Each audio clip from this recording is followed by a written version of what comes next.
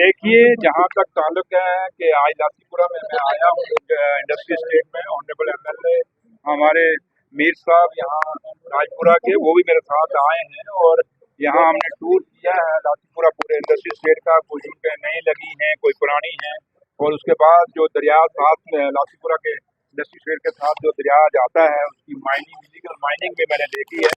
लेकिन जहाँ तक आप बिजली का और पानी का इतना बड़ा कह रहे हैं कि इतना कुछ नहीं है, वो चीज़ मैंने नहीं देखी, क्योंकि यहाँ पे जितने इंडस्ट्री यूनिट्स जो लोग यहाँ चलाते हैं, उनके रहनुमा, उनके प्रेसिडेंट हमारे साथ यहाँ आए हुए थे, वो भी उन्होंने अपने व्यूज रखे हैं, अपनी डिमांड्स रखी हैं। इश्यूज हैं, इसमें कोई शक नहीं कि, और काफी सारा काम करने की जरूरत है। और सरकार वचनबद्ध है, उमर अब्दुल्ला सरकार, जो हमने कहा इलेक्शनों के टाइम में कहा और आज भी जो कहा कहते हैं, हम उन चीजों को पूरा करेंगे। लेकिन टाइम लगेगा और थोड़ा सा आप लोगों को भी समझना पड़ेगा कि जम्मू कश्मीर में जो सरकार बनी है, वो एक ऐसे दौर में सरकार बनी है जब दो सरकारें यहाँ चल रही हैं, एक एलजी साहब चला रहे हैं और एक सरकार जो है उमर अब्दुल्ला सरकार चल रही है।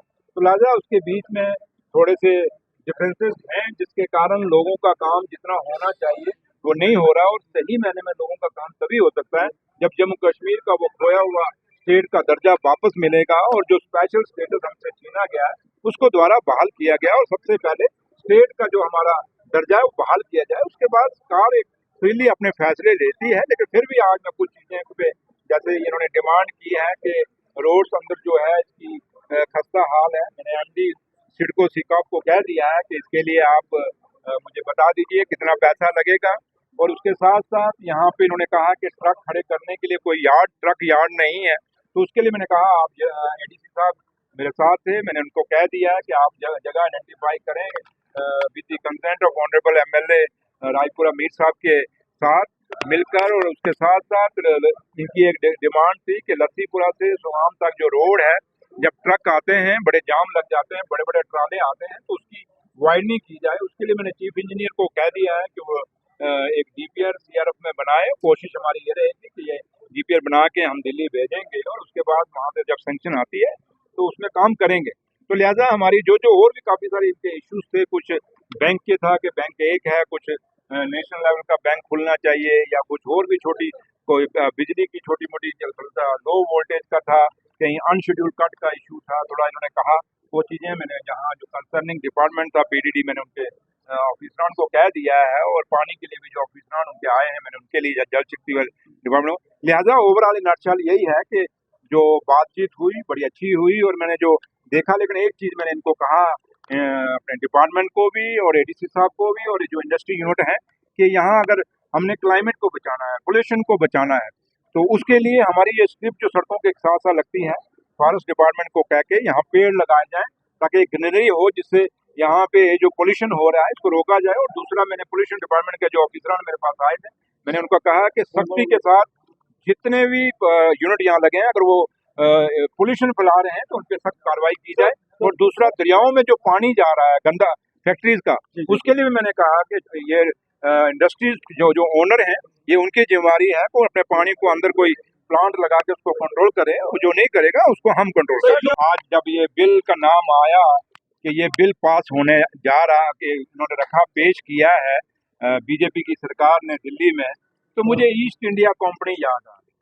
क्योंकि शुरू में जब अंग्रेज आए थे उन्होंने भी यही हालात किए थे, और धीरे धीरे करते करते पूरे हिंदुस्तान पे उन्होंने 200 साल राज किया था।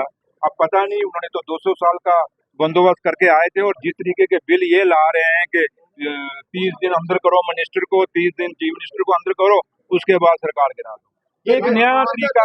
ये देखिए देखिए देखिए, जिस हिंदुस्तान को हम महान कहते हैं, जिस हिंदुस्तान की खूबसूरती यही है कि अनेकता में एकता है, वो हिंदुस्तान जो बापू का हिंदुस्तान है, उस हिंदुस्तान में ये डिक्टेटरशिप नहीं चलेगी। और ये जिस डेमोक्रेसी को हम कहते हैं कि दुनिया में सबसे बड़ी डेमोक्रेसी है, उसको कहीं ना कहीं इस बिल के जरिए हम कुचलने की कोशिश कर रहे थे। लेकिन हिंदुस्तान की अवाम, हिंदुस्तान के लोग ऐसी अपनी डेमोक्रेसी जो हजारों कुर्बानियों देने के बाद मिली है, कभी किसी को कुचलने नहीं देंगे। देखिए, कहते हैं जिसकी हिफाजत खुदा करे उसका ये क्या बिगाड़ेंगे। नेशनल कॉन्फ्रेंस का लोग कहते थे कुछ नहीं, खत्म हो गई है, तो आज मेजॉरिटी में सरकार है नेशनल कॉन्फ्रेंस की। इसलिए नेशनल कॉन्फ्रेंस की बुनियाद कुर्बानियों से है। नेशनल कॉन्फ्रेंस की बुनियाद 47 से या जब 33 में ये पार्टी बनी तब से लेके आज तक हमने कितने मिनिस्टर खोए, कितने अपने वर्कर खोए, डिस्ट्रिक्ट प्रेसिडेंट खोए, ये कुर्बानियों से बनी हुई पार्टी है। इसलिए इसको क्या, इसको और दूसरा इसको उस भगवान का, उस अल्लाह ताला का, उस मेरे रब का पूरी एक आशीर्वाद है, तो उसको ये क्या पकाएंगे। और सबसे बड़ी ताकत है नेशनल कॉन्फ्रेंस, सबसे बड़ी है, लोगों के दिलों में बसती है जम्मू कश्मीर में, और जब तक जम्मू कश्मीर के लोगों के दिलों में है कोई कुछ नहीं बिगाड़ सकता। क्या तो क्लो में लीगलाइज क्यों नहीं? कौन कहता लीगलाइज नहीं? जहाँ नहीं है मुझे बताओ, जो लीगल करेगा टांग देंगे। हाँ, लेकिन इसमें पुलिस का बहुत बड़ा रोल है, पुलिस को अपनी जिम्मेदारी समझनी पड़ेगी। डीसी का बहुत बड़ा रोल है, क्योंकि आज की डेट में अगर डीएमओ वहां से ट्रक अगर डंपर पकड़ेगा तो पुलिस ने उस पर एक्शन लेना, उसको अपने पास रखना है। तो लिहाजा इसमें जो डीएमओ ने तो वहाँ चौकीदारी नहीं करनी, वो तो अगर वहाँ इलीगल माइनिंग हो रही है, जब जेसीबी मशीन पोकलैंड चलती हैं रात को तो दूर दूर तक आवाज आती है, तो पुलिस क्यों नहीं पकड़ती? क्योंकि उस कमेटी, सुनिए मैं पहले सुनिए, आप सुनिए, आप अगर कोई अपना मैंडेट लेके आए तो वो आपकी मर्जी है। जो मैं कह रहा हूँ कि इसमें पुलिस का भी पूरा रोल बनता है, इसमें डीसी का भी पूरा रोल बनता है, और जहाँ तक डिपार्टमेंट का ताल्लुक है, डिपार्टमेंट की पूरी ताकत है